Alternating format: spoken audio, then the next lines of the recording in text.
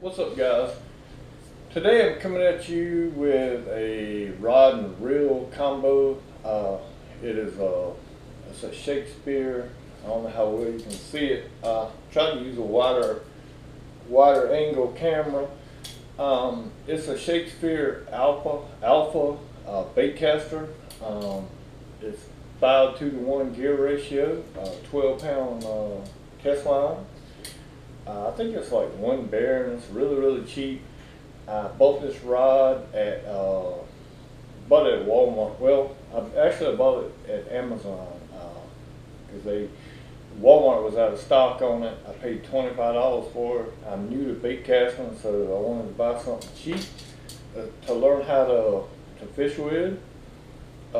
It's a pretty good rod and reel combo. Like I said, it comes with 12-pound mono. I'm guessing that's mono. Shakespeare's they don't really give you a whole lot of information on things. They just give you a little blue thing. Anybody that knows it's bought a Shakespeare rod, you know that it comes with a blue thing, tells you, 12 pound, and like 1 BB is 1 ball bearing, I guess. If you look on the side, I don't know how, well, shit. There is a tension, it's magnetic brakes. I got mine set on 5. If you buy one and you're new to it, I suggest you set it on 10. On this side, you got a spool tension. Start this rod all the way in, and when you hit your bait release button, just make it to where it'll just barely drop. I don't know if you can see that, but mine falls pretty fast. I've kind of gotten used to it. I'll throw a picture in there of a severe backlash, bird's nest as everybody calls it. I'll throw a picture in now. And from that you can see this thing, if you don't know what you're doing with it, you can mess it up. I pulled half the spool out before I figured out how to fish with it. I'll throw a clip in there of me fishing with it a little bit. Not really fishing, but I'm casting. I am fishing, but I just show a cast and then I show a pitch. We'll drop that in there right here.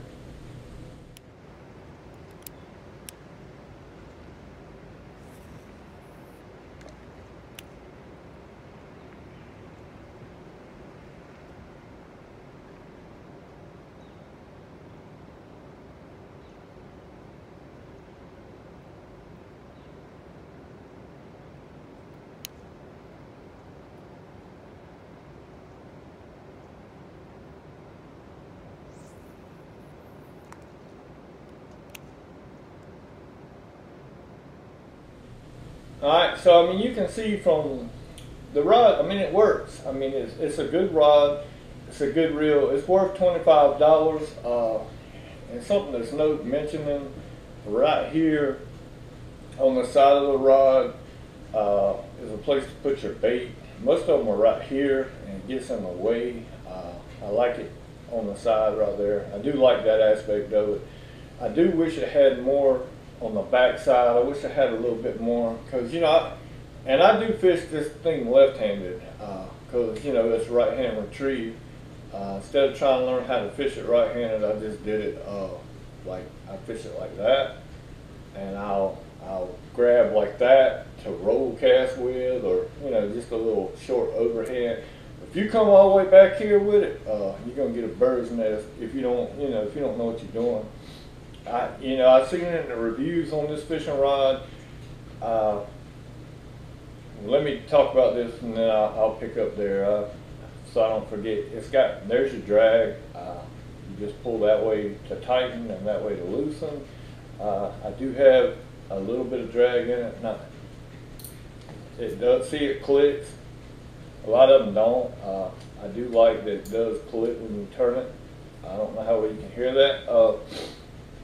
I suggest, I'm not going to tell you how to set it up, because, this ain't how you set it up rod, and just kind of how you set the reel up video is, I'm just talking about this reel and rod combination. I do like it. One thing I don't like, I really don't like, is see how small this right here is? like it'll get tangled at the end because the eyelet is so small. Other than that, I like it. It's worth $25. It's a good learning tool. If you look at it, like right now, it's got like a 3.9 ounces of weight. A little pro tip, which I'm not a pro, but this might help you. When you set your rod up, like I got it set up to practice with at the moment. That's 3.9 ounces. Whatever bait that you throw on there, try to match, you know, what your practice and how you got it set up is, because you're gonna have to readjust every time you switch the lures. You're gonna have to readjust. So just keep that in mind. I learned that just from practice. The heavier it is, the better it is. I mean, I've seen with this particular reel, it is kind of plastic. I mean, it's cheap. I mean, I ain't gonna lie. But overall, I mean, I like it. It's a neat rod for what it is. For starting out, it's a great rod. I'll probably buy another one. I'll probably buy a better one, maybe, I don't know. I mean, I've got a lot of spinner rods. That's what I've always fished with. I do love this thing. It's fun. It's a challenge. I like it. You can pitch really well with it. I like that because I can, you know, just click the button, you spool it, and then just grab here, and you can just throw it like to wherever, you know, wherever you want to fish, you can just throw it to. I mean, you know, I'm speaking to beginners here. I'm not talking about, you know, pro fishermen or, you know, people that know all about this. I do like that part of it. You can throw under cover. You can throw under docks. You know, you could, I guess you could, like, regular bobber hook fish with it. I wouldn't recommend, like, trying to cast with it, because with a bobber, I don't know, I never tried it, but I know you could pitch with it pretty easy. You could just, like, throw your bait, you know, right up under wherever you want. This right here, the handles on it, you'd think they'd be plastic, but they're not. They're rubber. I like that. Like I said, it's a 5-to-1 gear ratio, which is kind of slow, but, you know, like I said, for $25 for a rod combo, it is a Shakespeare Alpha rod. I think it's rated to, like, I don't know, like, well, it's got 12-pound test line on it, so I guess it, you know, I don't know. I mean, I've caught some pretty big fish. I caught a 10-pound bass one time on a Zebco 202. So, I mean, you can catch fish on a cane pole. I mean, you don't have to have the best fishing equipment to catch big fish or fish, because, I mean, I started out, when I was a little boy, I started out cane pole fishing. I do like, I wish I could show it to you better. I don't know how well, should have done this outside, but it's cold. You can see those magnetic brakes on there. I've got it on like 5 right now, and I like it. If I go any lower than that, I start getting birds, you know, not a bad bird's nest, but I get some overrun, and I've got it set up comfortable. If you get one started out on 10, start out with your spool tension all the way up, and when you drop that bait, I don't know if you can even see that, you want it to go really, you just want it to barely move. But I mean, I got mine set up to where, I mean, the drop rate on it's pretty good, but it's still not completely loose, because like I said, you will catch a huge backlash. I kind of fish it like that. You know, I put my finger over a little bit like that, because I mean, it's really pommable. I mean, it fits good in your hand. I like it. I've seen a lot of unfair reviews on this rod, like on Amazon, on Walmart. Everybody's talking about, I seen bird's nest and it won't do this. If you don't know how to fish a baitcaster and you buy one for the first time, you're going to bird's nest the hell out of it. I mean, that's just fact.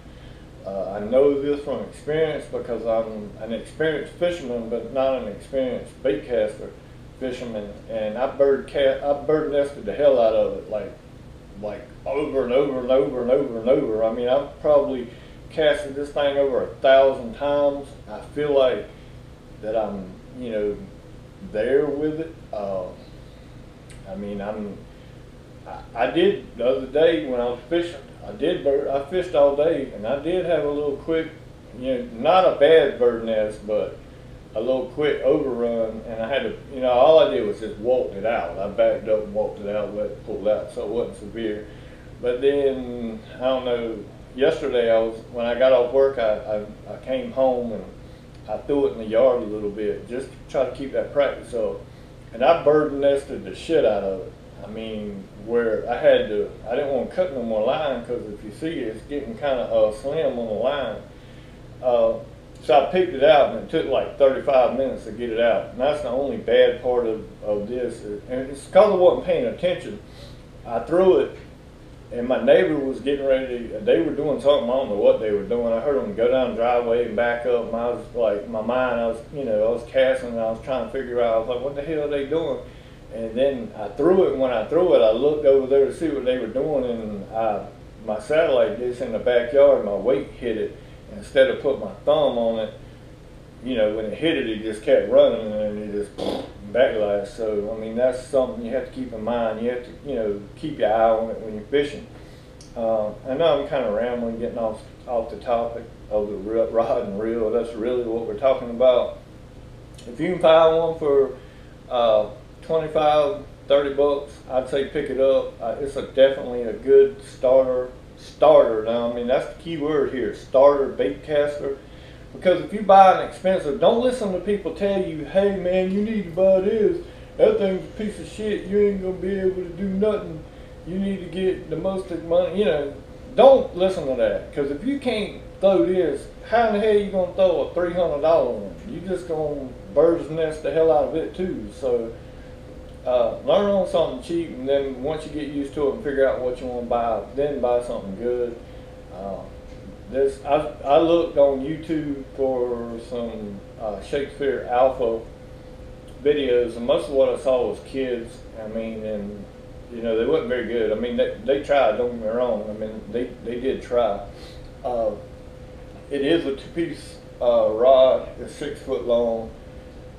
I've seen specs for 6'6", but it's 6 foot. This one is 6 foot. I got a little kayak, and I like to kayak fish, so this would be perfect for that. Because I mean, it's hard to carry 7-foot rods on a kayak. I mean, it really is, because you're sitting so low to the water anyway. I mean, because you'll be skipping your bait. Like, I do a lot of sidearm casting out of the kayak because I want to kind of stay stable. So for me, a shorter rod works. But anyway, I mean, overall, it's a good reel. The rod's decent. The rod's decent, and the reel's decent. I mean, great starter. I'm gonna drive that home. It's a good starter. If you don't have no money, it's a good starter rig. Now, if you got plenty of money, buy a $300 Shimano rod and reel combo. I mean, you know, buy the best you can buy. I mean, hell, I mean, I would, but I ain't paid but like $200 for my kayak. I just couldn't see paying $300 for a fishing rod. And I got some guns that I didn't pay $300 for. So, with that being said, this works for a good starter. It works for a good starter rig, and it's a huge amount of fun. I mean, just like, you know, I play a little bit of golf, or I have in the past, and you know, had a crappy set of golf clubs. Bought a $400 set, thinking, you know, the old saying, buy better stuff, you can play better. Bullshit. My game still sucked because I just couldn't play. So that's the same deal with fishing. Another thing is, like, when you're reeling this thing, if you reel and then stop, it'll let go of that clutch. It'll let those brakes off. Like, if you reel and stop, kind of like hit back and go back. And, like I said, this ain't for people to know how to use this. This is for beginners. I mean, this is who I'm targeting. This is who I'm talking to. You don't have to spend a lot of money to catch fish. I've seen people out in big giant bass boats. with the most expensive gear, and I was sitting over in my kayak with spinning rods and a Zebco 404, just trolling behind my kayak, and I outfished them. So I mean, it doesn't matter what you fish with. But anyway, guys, I appreciate you watching. Have a good day, and later.